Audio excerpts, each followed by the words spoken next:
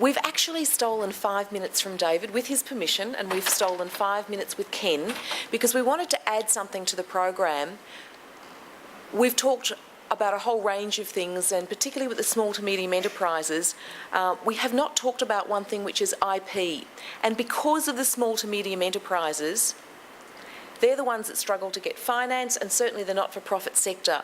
And there's been somebody within our midst over the last couple of days who we'd like to introduce to you, who actually is helping the SME market, particularly even with the not-for-profit sector, of how they can actually make money. And I don't want to steal what Bernard's going to talk about, but it is a very important component that I think is going to add some great value to you.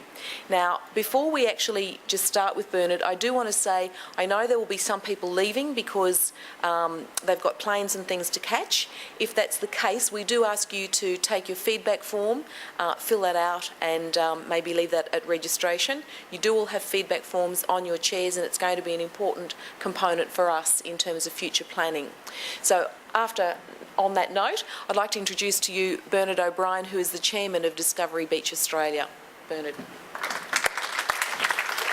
Thank you, Anne-Marie, and thank you all for inspiring me in the last 2.5 days. And thank you, David, wherever he is, for I've just heard what is probably the best brief analysis of the SME market that I've heard for years. So I've been inspired the last couple of days, and what I want to do in the next 5 minutes is see if I can inspire you and challenge your thinking. Now, my background is I'm a lawyer by profession. Please don't hold that against me. I'm a financier by trade, 25 years in finance and merchant banking, and today I'm in the business of empowering and enabling SMEs in the funding and development of innovation and technology. Now, while I've been told by Macquarie Street, Sydney and the Melbourne Club that I can't build a sustainable business working with SMEs at the ideas coalface, that I couldn't possibly build a sustainable business. They've been telling me that for 12 years now. So that probably makes me the oldest startup in the book. So how have we been able to build a sustainable business? And it's by being really good at what we do, which is building assets out of intellectual property. And over the last 2 days, I've heard a passing reference to intellectual capital, but little or no comment about intellectual property. And of course, as you know, there are two types of property in this world. There's real property and there's intellectual property. And I'm going to give you an example that's directly related to the not-for-profit industry. We run international teleseminars on IP funding, and over the last 12 years we've interviewed, researched, assisted, funded and worked with over 10,000 entrepreneurs and SMEs. We're now in 7 countries as of tomorrow. We run international teleseminars on intellectual property funding every Thursday night. And anyone who wants to attend, just let me know by email and I'll give you the details. We've got a partner in the UK who introduced a charity on one of these calls. It was Green Planet Environmental. And they were interesting guys. They've done some marvellous stuff in Africa. They've planted tens of thousands of trees and working on halting the Sahara and funding a village and some education programs. And they were steadily going broke, and you all know the story in that sort of environment. They wanted help to raise £500,000 to build a factory in India to manufacture a product called Power Plant.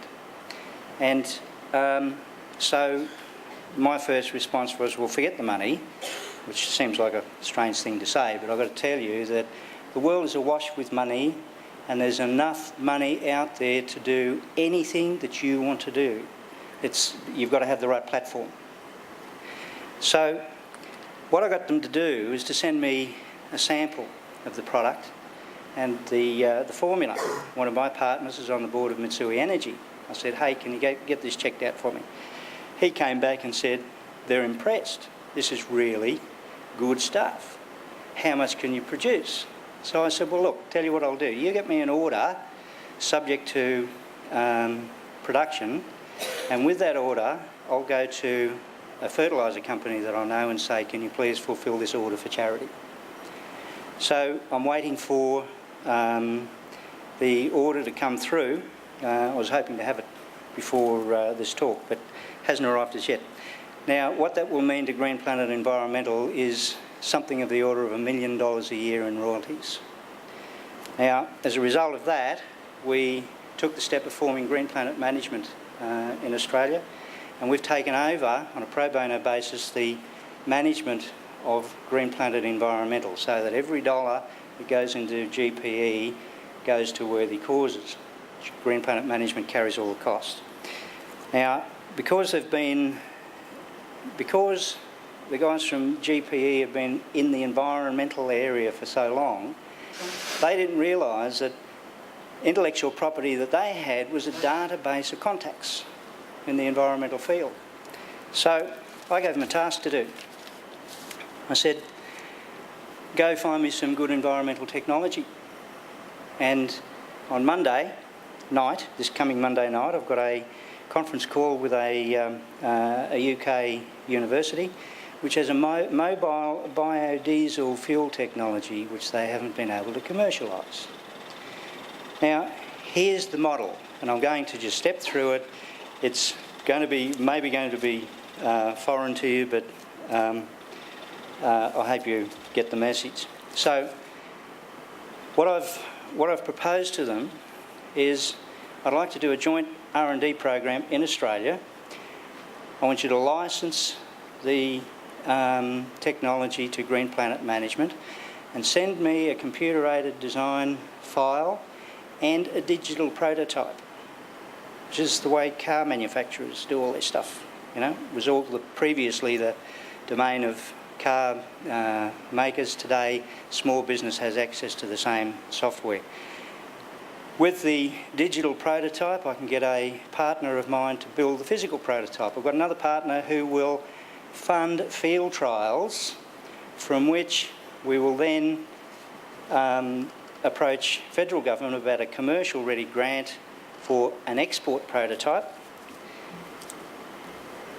and then we'll export it to, under an aid program, to a Green Planet targeted community with a World Vision microloan to get feet on the ground, a World Bank SME loan to establish the SME in that targeted community. Then we have a business that private investors will put money into because it is going to do good. And out of that, hopefully, we may do well. So the challenge for not-for-profits is this. Think about how you're thinking about it. There's nothing wrong with making a profit. It's what you do with the profit that counts. And I was on an education project 2 years ago, and I got introduced in Malaysia to a British charity that's been for 60 years providing English teachers to Middle East and developing countries. They had a digital content development centre in Malaysia, and what they were doing is licensing in education material, turning it into digital content and exporting it to the Middle East. With that intellectual property strategy, they were making something like £2 million a year net, and every year they'd sit down and distribute it. So they were working on their intellectual property, and that was the main revenue driver. So what I'd like you to do is think about intellectual property that may be in your domain, and if you want to learn more about it, come on one of our calls. And, you know, we've got heaps to teach you. And after these three days, you've given me a challenge, because what I'm going to do is go back to my organisation and start to train my staff and our clients to fully understand the principles of corporate social responsibility and how it can help them grow great businesses. Thank you.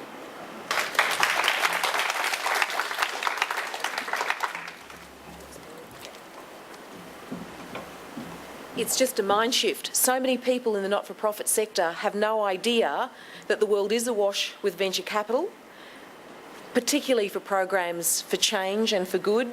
So the opportunities are there to fund some of your programs, to actually continue to have new revenue